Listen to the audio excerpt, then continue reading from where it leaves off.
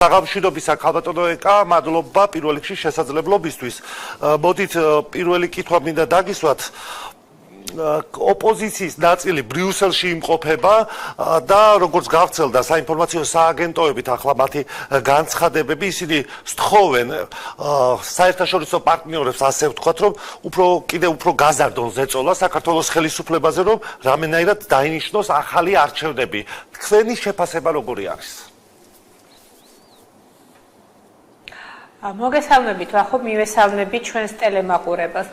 ოპოზიცია, უბრალოდ ეგრეთ წოდებული ოპოზიცია ჩვეულებრივ ამპლუაში არის, ამ ჩვეულებრივ ამპლუაში იგულისხმება ის, რომ დადიან ბრიუსელში საზღვარგარეთ კარდაკარ, იმისათვის, რომ რაც შეიძლება მეტი ზიანი მიაყენოს საქართველოს. ეხლა ამ ეტაპზე წასულები არიან რისთვის, რომ ზეწოლა გაძლიერდეს საქართველოზე, იმისათვის, რომ დაინიშნოს რიგარაში არჩევნები. ჩემი აზრით, აბსოლუტურად მიუღებელი და მე ვიტყოდი აბსურდული მოთხოვნა, იმიტომ რომ რომც დაინიშნოს არჩევნები, რისი იმედი აქვს.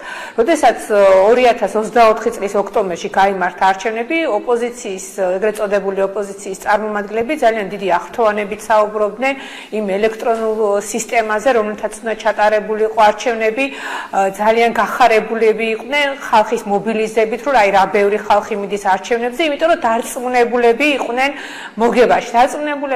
მოგებაში, იმიტომ რომ მათ ძალიან დიდი დოზით ეხმარებოდნენ ზოგიერთის საერთაშორისო აქტორები, დასავლეთიდან პოლიტიკოსები, ბიუროკრატიის წარმომადგენლები, მათ სასარგებლო განცხადებებს აკეთებდნენ, იგივე ჩვენ ქვეყანაში ზოგიერთი ელჩიც მათ მხარდამჭერ წინასაარჩევნო განცხადებებს აკეთებდა. ასევე ძალიან უხვად იყო წინასაარჩევნო კამპანიები, რომელიც უცხოური ფულით იყო დაფინანსებული და ეს ყველაფერი მათ იმედს აძლევდა და ძალიან კარგ ხასიათზეც იყვნენ, თუ გახსოვთ, რომ არჩევნებში მოიგებდნენ, მაგრამ როდესაც არჩევნების შედეგები გამოცხადდა, პირველ წუთებში ისინი ვერც მიხვდნენ, რომ წააგეს, იმდენად იყვნენ დარწმუნებული, რომ იმაში რომ მოიგებდნენ და აი იმ პერიოდში, როდესაც მათ ვერ გათვალეს, ასე ვთქვათ, სცენარი კარგად ვერ გათვალეს, იმას გულისხმობ, რომ ეს საერთაშორისო სხვადასხვა აქტორების მხრიდან წარმოებული კამპანია, რომლებიც მათ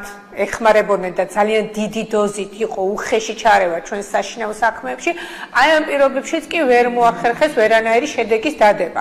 მე შეგახსენებთ, რომ მართლმა პარტიამ მიიღო 54%, მაშინ როდესაც ყველაზე ძლიერმა ოპოზიციურმა პარტიამ მიიღო 11% დაახლოებით. აი წარმოგიდგენთ, რამხელა სხვაობაა.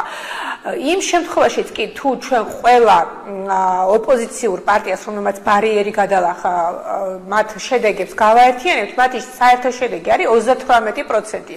ანუ ამ შემთხვევაშიც კი გამანადგურებელი დამარცხება იგებდეს და აი ახლა ჩვენ როდესაც ყოველდღიურად ხედავთ, რომ მათ დღითი დღე აკლდებათ მომხრეები, თუნდაც ხვალ დაინიშნოს არჩევნები, რისი იმედი აქვს? მე ვფიქრობ, ეს არის აბსოლუტურად ტყუილი და ფუჭი იმედი და მე ძალიან ბევრი იგივე ჩვენი უცხოელი დასავლეთელი პარტნიორისაგან გამიგია, რომ ისინიც მიუთითებენ აი ამ მათ ჩავარდნაზე და ამბობენ, რომ დაინიშნოს არჩევნები, ოპოზიცია ვერავით არ გარანტიას ვერ იძლევა ვერანაირად, რომ ისინი რამენაირად ნორმალურ შედეგს დადებენ.